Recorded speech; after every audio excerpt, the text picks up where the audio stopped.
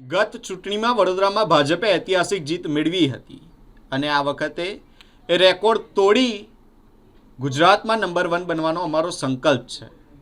આજે જ્યારે ઉમેદવારી ફોર્મ ભરવાનો અંતિમ દિવસ હોય ત્યારે વોર્ડ નંબર 9ના ભાજપના ઉમેદવારો શ્રીરંગ આયરે સહિત સમગ્ર પેનલ આજે ફોર્મ ભરવા માટે પહોંચ્યા હતા।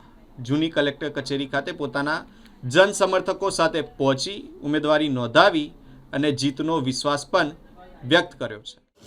સૌપ્રથમ તો પાર્ટી મોવડી મંડળનો અમે ખૂબ ખૂબ આભારી છે કે જેમને અમને આ વખતે ફરીથી એક વખત સ્થાનિક સ્વરાજ એટલે કે મહાનગરપાલિકાના ઇલેક્શનની અંદર તક આપી છે, એ બદલ હું તેમનો ખૂબ ખૂબ આભાર માનું છું। જ્યારે વડાપ્રધાન શ્રી, માનનીય મુખ્યમંત્રી શ્રી, નાયબ મુખ્યમંત્રી શ્રી, અમારા ભારતીય જનતા પાર્ટીના પ્રદેશના અધ્યક્ષ સાથે વડોદરા શહેરના અધ્યક્ષ અને અમારા સાંસદ એવા ડૉક્ટર હેમાંગ જોશી સાહેબ, એવી જ રીતે અમારા ધારાસભ્ય એવા કેયુરભાઈ રોકડિયા સાથે તમામ જે ભારતીય જનતા પાર્ટી કાર્યકર્તાઓનો જે આશીર્વાદ રહ્યો છે અને તે આશીર્વાદના કારણે ફરીથી એક વખત સેવાકીય કામ કરવાનો જ્યારે અવસર મળ્યો છે તો ફરીથી લોકોની વચ્ચે જેવી રીતે 5 વર્ષ રહ્યા હતા એવી જ રીતે ફરીથી એક વખત જઈને લોકોની અંદર 24 કલાક સેવાના તેમની અંદર પસાર કરવાનો। હવે જીતનો કેટલો વિશ્વાસ? કારણ કે ગત ટર્મમાં જે રીતે પ્રથમ વખત જીત્યા હતા માત્ર યુવા ઉમેદવાર, હવે પરિપક્વ શું કહેશો?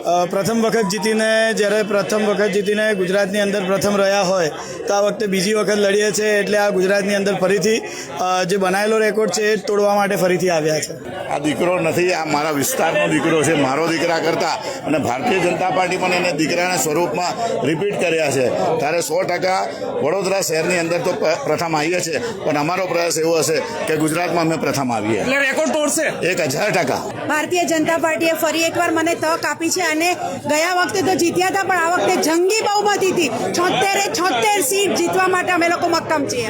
પાર્ટીએ તક આપી છે અને આ વખતે અમે 76 સીટ જીતીને જ આવવાના છીએ।